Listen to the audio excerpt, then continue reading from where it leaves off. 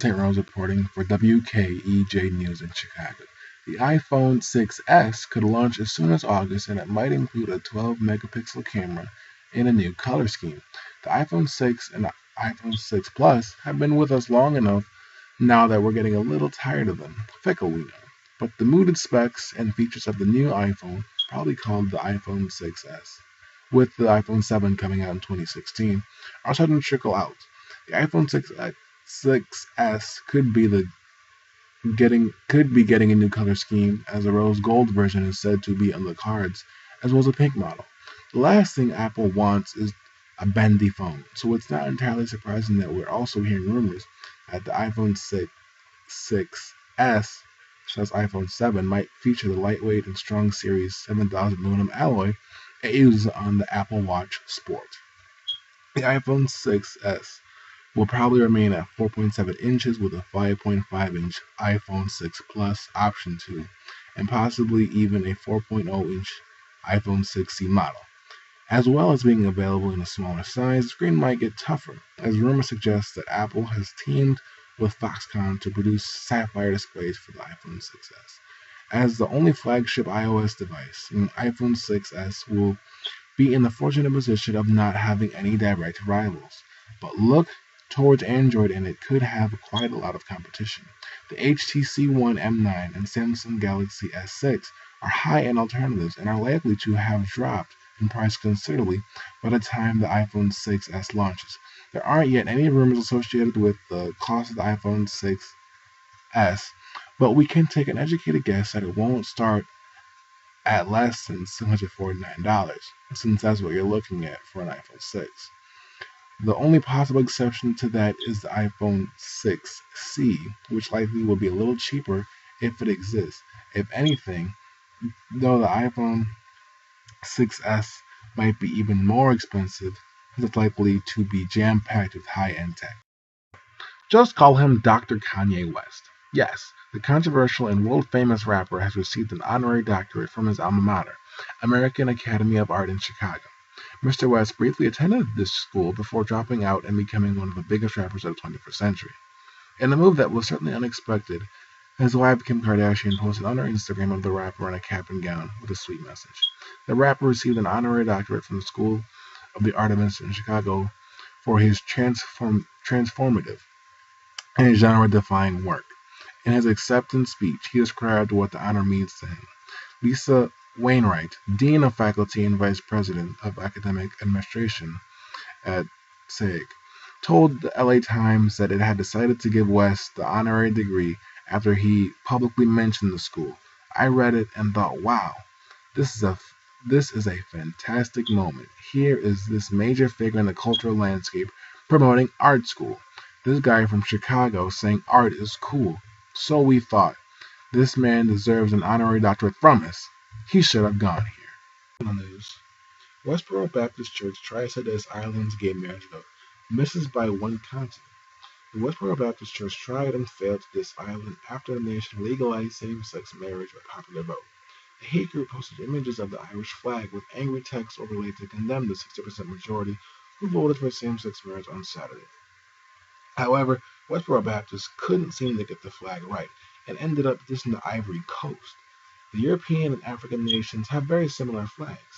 Ireland's is striped green, white, and orange from left to right, while the Ivory Coast is orange, white, and green. After the group was called out for the apparent error, they claimed they purposely turned the flag around to signify distress. In world news, key sponsors of FIFA have expressed serious concern after the U.S. accused senior officials of football's governing body of racketeering, fraud, and money laundering. Coca-Cola said the World Cup had been tarnished by lengthy controversy. 7 top officials were arrested in Zurich, among a group of 14 people indicted. The European body is to meet later to decide whether to boycott Friday's vote for the presidency. FIFA on Wednesday announced a provisional ban from football-related activity on 11 of the people involved in the U.S. prosecution. But it said Friday's vote, in which FIFA President Sepp Blatter is seeking a 5th term, would go ahead. Mr. Blatter, who had not been named in the investigations, issued a statement on the U.S. case, saying such misconduct has no place in football and we will ensure that those who engage in it are put out of the game. Swiss prosecutors have also opened a separate investigation into the bidding process for the World Cup tournaments in 2018 in Russia and 2022 in Qatar. Skyscrapers crumble. Fires erupt. The letters of the Hollywood sign topple. Tsunami waves swarm the Golden Gate Bridge. Hollywood's favorite geologic bad guy is back in San Andreas. A fantastical look at one of the world's real seismic threats. San Andreas has long been considered one of the most dangerous earthquake faults because of its length. At nearly 800 miles long, it cuts through California like a scar and is responsible for some of the largest shakers in state history. In the film opening this Friday, a previously unknown fault near the Hoover Dam in Nevada ruptures and jiggles of San Andreas. Southern California is rocked by a powerful 9.1 quake, followed by an even stronger magnitude 9.6 in Northern California. U.S. Geological Survey seismologist Susan Ha accompanied the Associated Press to an advanced screening of the film. Despite the implausible plot, she said the San Andreas will indeed break again. And without warning, we are at some point going to face a big earthquake, she said. San Andreas is notorious for producing big ones, but a magnitude 9 or larger is virtually impossible because the fault is not long or deep enough, HUD noted. In 2008, the USGS led a team of 300 experts that wrote a script detailing what would happen if a magnitude 7.8 hit the southern San Andreas. They wanted to create a science-based crisis scenario that can be used for preparedness drills. The lesson? It doesn't take a magnitude 9 or greater to wreak havoc. Researchers calculated a magnitude 7.8 would cause 1,800 deaths and 50,000 injuries. Hundreds of old brick buildings and concrete structures and a few high-rise steel buildings would collapse. Computer models show that San Andreas is capable of producing a magnitude 8.3 quake, but anything larger is dubious. Every warning sign scrutinized: animal behavior, weather patterns, electromagnetic signals, atmospheric observations, levels of radon gas in soil or groundwater, has failed. We wish it were as simple as the movie portrays. It isn't. Researchers have scoured every imaginable signal trying to find reliable precursors, but nothing has panned out, Hess said. The latest focus has been on creating early warning systems that give residents and businesses a few seconds heads up after a quake hits, but before strong shaking is felt. Japan has the most advanced seismic alert system in the world, while the US is currently testing a prototype. In car news, Lamborghini will produce its much-anticipated sport utility vehicle at the supercar maker's Sant'Agata Bolognese plant in Italy, with a new model to enter the market in 2018, the company said. Lamborghini, part of the Volkswagen Group, hopes the SUV will allow it to repeat stablemate's Porsche success in the fast-growing market for luxury 4x4s and boost profitability. The introduction of a third model signifies for us the beginning of a new era, Chief Executive Stephen Winkleman said in a statement. Winkleman and Italy's Prime Minister Matteo Renzi met in Rome to sign a letter of intent on the matter.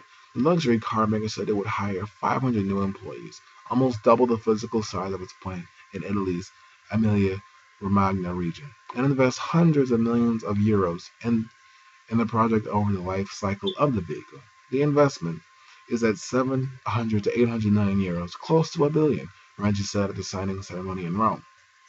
A source told Reuters on Tuesday that Italy's government provided tax breaks and incentives for a total of up to 90 million euros, 64 million pounds, to encourage Lamborghini to base the production of the new model in the country. With the SUV expected to cost 180,000 euros, Lamborghini will mainly target fans of all-wheel drive vehicles in markets such as the United States, China, the Middle East, the United Kingdom, Germany, and Russia. The car maker first presented the concept vehicle for the SUV named Urus in 2012. And lastly, sports. Booyah! The Blackhawks have done it again. This time from the heroics of a Mr. Keith, who had 3 assists in a 5-2 win to give the Ducks their first regulation loss of these playoffs. Andrew Shaw scored 2 goals, Marion Horsey scored another one, and Corey Crawford had 30 saves in the Blackhawks win. Game 7 will be in Anaheim, California on Saturday. This has been Erwin St. Rose reporting for WKEJ in Chicago. Have a great day. Until next time, Chicago.